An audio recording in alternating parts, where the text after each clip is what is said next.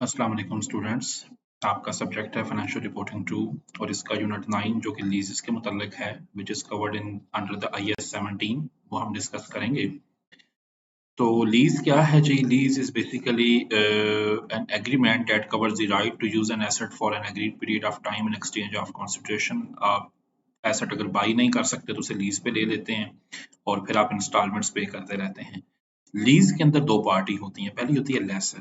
Laser वो होता है जिसके पास एसेट का टाइटल होता है, जो उसको ओन करता है और जो आगे दूसरे पर्सन को लेसी एसेट इस्तेमाल करने के लिए देता है। जो दूसरा पर्सन होता है उसे हम कहते हैं लेसी। ये वो पर्सन या कंपनी होता है जो एसेट इस्तेमाल के लिए लेता है और उसके बदले में लमसम या पीरियोडिक पेमेंट करता है टू द लेसर। तो ये दो पार्टीज होती हैं किसी भी लीज ट्रांजैक्शंस में। जनरली जो लीज की टाइप्स हैं, हम अकाउंटिंग पर्पस के लिए उसकी जो अंडरस्टैंडिंग कर रहे होते हैं वो फाइनेंस लीज और ऑपरेटिंग लीज होती हैं। फाइनेंस लीज हम किसे कहते हैं? ये वो लीज होती है जिसमें जब आप पेमेंट करते जा रहे हैं पीरियोडिकली, यानी हर 6 महीने या साल के बाद, तो उस लीज टर्म के एंड पे एसेट की ओनरशिप लेसी को मिल जाती है। दूसरी होती है ऑपरेटिंग लीज। इसकी सूरत में जो है वो एसेट की ओनरशिप जो लेसी होता है उसे नहीं मिलती। अच्छा, उसके बाद मिनिमम लीज पेमेंट से मुराद वो टोटल पेमेंट्स हैं जो लेसी लेसर को पे करता है during the lease term. Economic life of the asset से मुराद वो टाइम पीरियड है जिसके दौरान वो एसेट जो है वो इकोनॉमिक बेनिफिट्स हमें दे सकता है। यूजफुल लाइफ का कॉन्सेप्ट आपको पता है, हम डेप्रिसिएशन के लिए यूज करते हैं।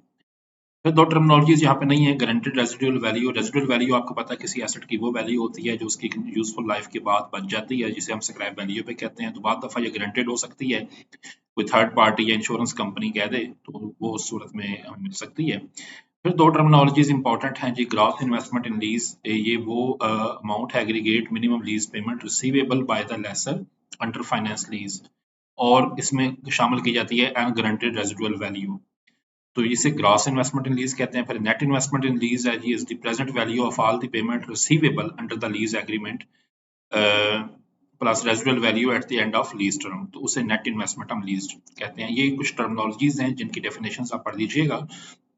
अच्छा, अब लीज की क्लासिफिकेशन हम अकाउंटिंग के पर्पस के लिए दो तरह करते हैं, एक फाइनेंस लीज और एक ऑपरेटिंग लीज है। फाइनेंस लीज जो होती है उस सूरत में कुछ कंडीशंस बयान कर दी जाती हैं कि अगर लीज टर्म के एंड पे जो ट्रांसफर ऑफ ओनरशिप हो जाए और रिस्क एंड रिटर्न जो है वो लेसी तक पहुंच जाए तो उसे फिर हम फाइनेंस लीज में कैटेगराइज कर लेते हैं।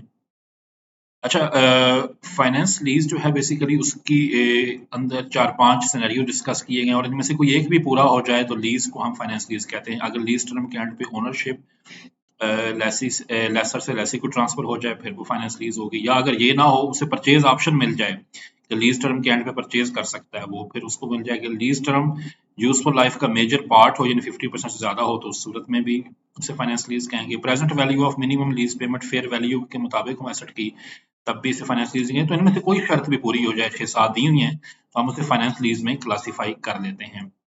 ऑपरेटिंग लीज और फाइनेंस लीज में क्लासीफाई करना इसलिए जरूरी होता है कि आगे जाके इनका अकाउंटिंग ट्रीटमेंट चेंज होता है।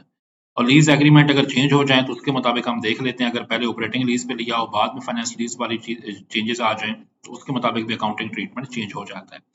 अच्छा जी, अब हमने करना क्या है, इस टेंडर के मुताबिक हमने दो तरह की एंट्रीज करनी है। पहली एंट्रीज करनी है जो फाइनेंशियल स्टेटमेंट ऑफ लेसी है, जो यूजर ऑफ एसेट है।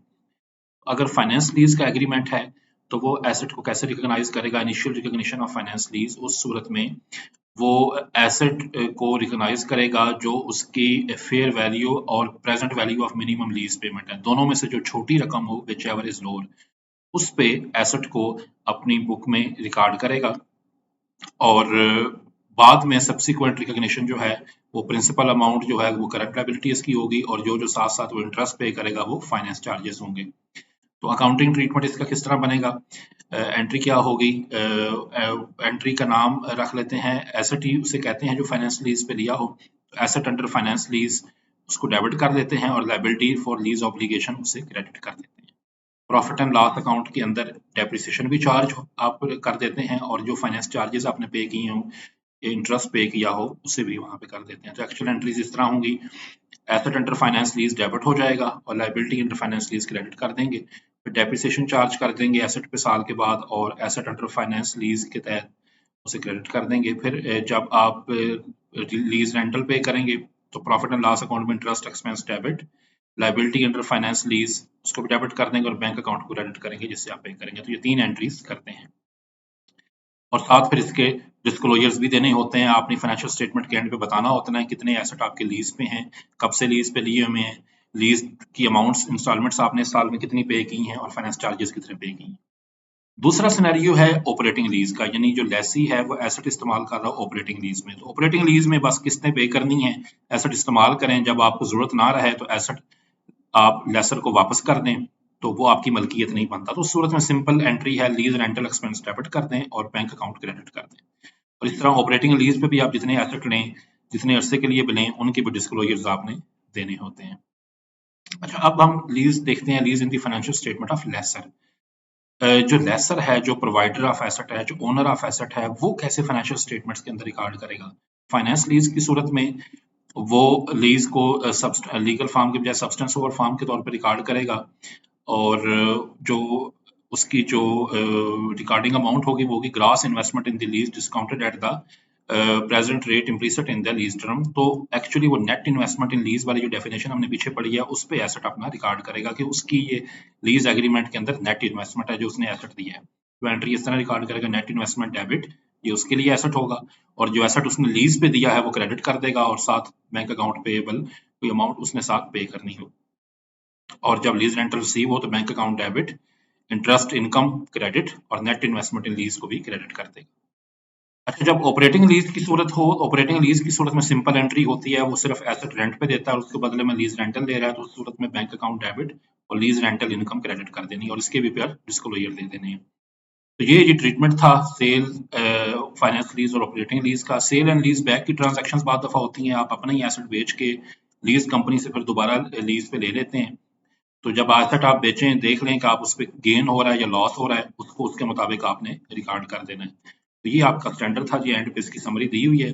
दो तरह के सवाल इसमें पेपर में पूछे जा सकते हैं। एक तो लीज पेमेंट्स का शेड्यूल हो जाएगा, उसमें एक एसेट दिया जाएगा, मिसाल के तौर पे इसके एनुअल लीज रेंटल होंगे, कुछ डाउन पेमेंट होगी, लीज टर्म बताई जाएगी और कुछ रेजिडुअल वैल्यू होगी। उसके मुताबिक आपने present value of minimum lease payment calculate करनी है, इंटरेस्ट रेट IRR आपको दे दिया जाएगा, वो कैलकुलेट करके आप बता सकेंगे। या फिर आपसे फार्मूले पूछ लिए जाएंगे, gross investment in lease, net investment lease, उनके फार्मूले ये दिए हुए हैं। Gross investment is lease annual lease payments multiply by lease term plus residual value, या ये कैलकुलेशन आ सकती है। या फिर आपको कुछ डाटा दिया जा सकता है, उसको होगा फिर लीज अमोर्टाइजेशन शेड्यूल डेवलप करने को कहा जा सकता है। एक स्टार्टिंग ईयर होगा जिसमें ओपनिंग बैलेंस होगा, फिर आप हर साल लीज की पेमेंट करेंगे, फाइनेंस चार्जेस साथ कैलकुलेट होंगे और क्लोजिंग बैलेंस साथ रिफ्लेक्ट होगा। तो ये ऐसा ही है जैसे लोन अमोर्टाइजेशन शेड्यूल होता है, यानी जिस बंदे ने लोन वापस करना हो उसका हम एक शेड्यूल बनाया करते थे फाइनेंशियल मैनेजमेंट में, तो ये उस तरह का ही है। तो आसान सी चीजें हैं जी। अकाउंटिंग ट्रीटमेंट आपको आना चाहिए कि जो इन दी बुक्स आप जो यहाँ सिर्फ ये याद रखें कि लेसी और लेसर दो पार्टीज होती हैं।